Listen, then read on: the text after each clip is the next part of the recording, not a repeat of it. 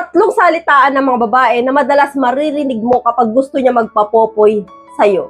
So for today's vlog, yan po yung ating pag-uusapan. Pero bago yan, mag-subscribe ka na po muna. Maraming salamat. God bless po. Marami sa inyo mga lalaki ang nagtataka o naguguluhan kung paano nga ba malalaman na gusto sa'yo magpapopoy ng isang babae. So dito sa video na to, Lods, bibigyan ko po kayo ng tatlong pangunahing signs na talaga nga namang gusto ng babaeng magpabaranak sa'yo. So proceed na po tayo agad sa number 1. Sinabi sa'yo, Lods, na gusto ko tang makabanding, no? Kapag yan po ay sinabi sa'yo ng babae na siguro ang sarap mo makabanding, siguro ang sarap mo makasama. Minsan banding naman tayo. So kapag po, Lods, yan po ay sinabi sa'yo ng babae, yan po ay yaya, no? Simpleng yaya na may kahulugan, no?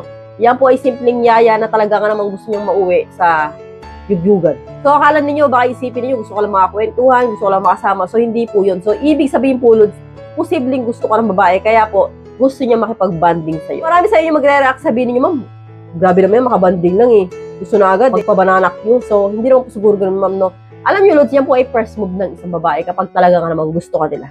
So, hindi po yung makipag-banding sa'yo, hindi ka po yung pag-aaksaya ng oras, hindi po yung papayag na magkaroon kayo ng privacy kung hindi ka niyan type. So, proceed dapat tayo agad sa number 2.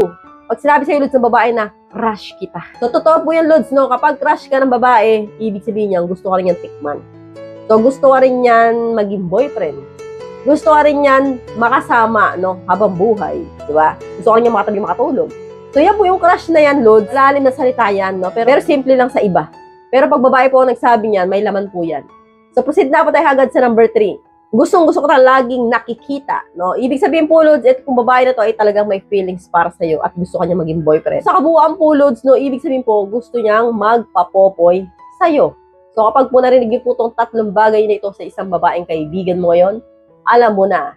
So, hanggang dito na lang po tayo, mga Lods. I hope you learned something in this video. More videos to come, so stay connected and see you again to my next video. God bless, bye-bye!